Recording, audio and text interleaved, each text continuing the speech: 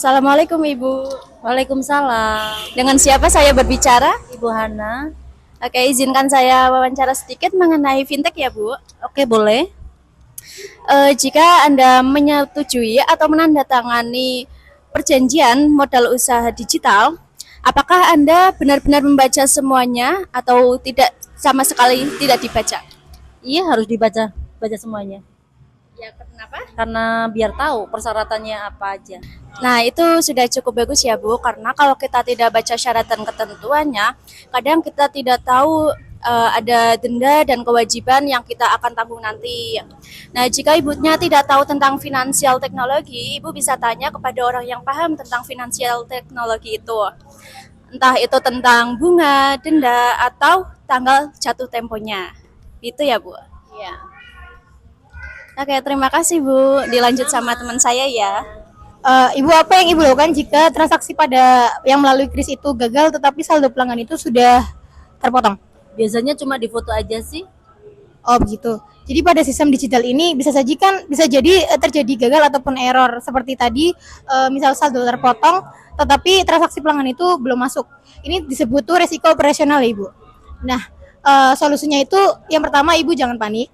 Terus catat bukti transaksi pada tanggal itu yang gagal tersebut, lalu tunggu sampai 1 kali 24 jam, biasanya itu saldo akan kembali otomatis. Lalu jika masalah itu belum terselesaikan, Ibu bisa segera menghubungi penyedia kris, baik itu bank ataupun e-wallet, untuk mengembalikan saldo Ibu. Menurut Ibu, apa sih hal tersulit yang harus dipahami dari penggunaan finansial teknologi untuk bisnis? Sebenarnya saya kurang tahu tentang finansial teknologi, jadi saya percaya-percaya aja.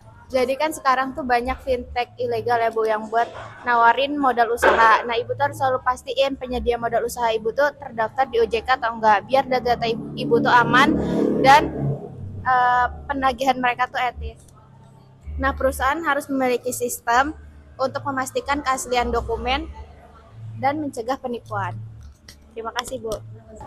Halo Ibu, dengan siapa saya berbicara? Suci Rahayu. Oke, izinkan saya sedikit bertanya ya. Apa yang Ibu lakukan ketika melihat iklan pinjaman online yang menawarkan dana cepat? Kadang percaya aja. Oh, kadang itu pinjaman yang dananya cepat cair itu cuma dalam beberapa menit doang itu biasanya dari pinjaman online yang ilegal Bu. Nah, terus biasanya resikonya itu bunganya itu sangat tinggi dan kadang saat ditagih itu dengan cara yang kasar atau bahkan sampai mengancam. Saran dari saya, ibu itu jangan terlalu mudah tergiur sama dana yang cairnya cepat. Kemudahan, kecepatan, dan efisiensi yang ditawarkan oleh finansial teknologi itu kadang membawa risiko yang kompleks. Itu. Apakah Ibu tahu cara membedakan pinjaman online yang terdaftar resmi di OJK atau yang tidak resmi atau ilegal? Tidak tahu. Nah, membedakan yang resmi dan ilegal itu ya hal yang sangat penting ya Bu, untuk melindungi diri dari jerat utang. Nah, yang pertama itu bisa cek legalitas. Itu caranya itu mudah dengan mengecek langsung di websitenya atau saluran resmi Otoritas Jasa Keuangan atau OJK. Jadi finansial teknologi di Indonesia itu diatur ketat oleh OJK. Nah, yang kedua bisa mengecek izin akses data. Jadi pinjaman yang resmi itu hanya meminta izin akses yang wajar seperti kamera, mikrofon dan lokasi. Nah, seperti pinjaman ilegal itu sering meminta izin akses ke seluruh kontak dan galeri foto Ibu. Mereka juga akan menggunakan data ini untuk mengancam jika Ibu itu telat bayar. Jadi intinya tuh resiko hukum dan kepatuhan yang sering muncul itu karena inovasi lebih cepat dari aturan yang selalu dipilih dan yang patuh pada aturan OJK tersebut. Menurut Ibu, siapa yang bertanggung jawab jika terjadi penipuan atau penagihan yang mengancam pada finansial teknologi? Tidak tahu. Kalau fintech resmi yang dari OJK itu, perusahaannya wajib punya sistem keamanan dan pengelolaan risiko yang jelas. Masalah data atau transaksi adalah tanggung jawab perusahaan. Jadi solusinya buat Ibu itu bisa lapor ke customer service, kalau enggak ditangani terus lanjut lapor ke OJK. Nah, kalau misalkan fintechnya itu ilegal, OJK nggak bisa melindungi karena itu kan ilegal ya Bu. Dan kerugian ditanggung sendiri. Jadi kalau misalkan Ibu kena tipu, itu bisa langsung lapor ke OJK, kalau nggak lapor ke polisi. Baik. Halo Kak, dengan siapa saya berbicara? Denny Ahmad Rifai. Oke, izinkan saya sedikit bertanya ya Kak. Seberapa yakin sih Anda ketika memasukkan data-data pribadi kayak misalnya foto selfie itu aman dari penyalahgunaan? Aman 100%. Oke. Meskipun finansial teknologi diwajibkan oleh otoritas jasa keuangan untuk melindungi data pribadi kita, tetapi tidak ada sistem di internet itu 100% aman, Mas. Mas tahu nggak sih apa resiko yang perlu kita ketahui? Nggak tahu sih apa resikonya. Resikonya itu kayak data pribadi kita itu sangat rentan terhadap kebocoran data dan serangan cyber gitu. Terus kenyataannya banyak perusahaan startup di Indonesia yang belum menerapkan standar keamanan informasi yang sempurna. Jadi saran dari saya, Mas gunakan aplikasi finansial teknologi yang terdaftar di Otoritas Jasa Keuangan. Terus selanjutnya Mas jangan terlalu mudah untuk memasukkan data pribadi kita sendiri kayak misal foto selfie atau foto KTP gitu di luar aplikasi resmi mereka.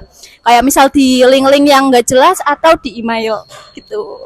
Nah, menurut Mas itu mengapa aplikasi investasi bisa kehilangan uang meskipun produknya itu resmi dan legal? Nggak tahu sih saya, Kak. Jadi aplikasi investasi yang legal dan resmi itu hanyalah perantara. Mereka itu diawasi oleh OJK agar tidak menipu, tetapi legalitasnya itu bukan jaminan untuk keuntungan. Nah, penyebab kerugiannya itu uang bisa hilang karena nilai aset yang Masnya beli, misalnya seperti saham dan reksadana itu menurun. Ini yang disebut dengan resiko pasar ya, Mas.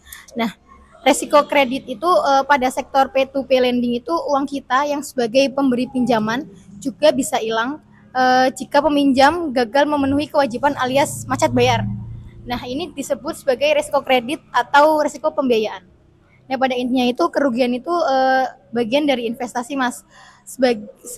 Selalu pahami resiko produk investasi Masnya itu sebelum memulai investasi.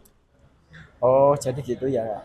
Jika terjadi penipuan cyber pada akun e-wallet Anda, siapa yang bakal Anda hubungi pertama kali? Nggak tahu sih, Kak. Mungkin polisi. Jadi yang pertama tuh Anda harus menghubungi customer service yang resmi pada e-wallet Anda, misalkan Dana, GoPay, ShopeePay, dan lain-lain. Minta mereka memblokir akun Anda agar kerugiannya tidak berjalan lebih lanjut. Nah, kalau misalkan udah diblokir, catat semua bukti penipuan, terus buat laporan ke kepolisian. Jika perusahaan fintech tidak responsif atau bertanggung jawab, bisa lanjut lapor ke pihak OJK. Gimana, ngerti nggak? Oh iya, paham. Yang ngerti sih.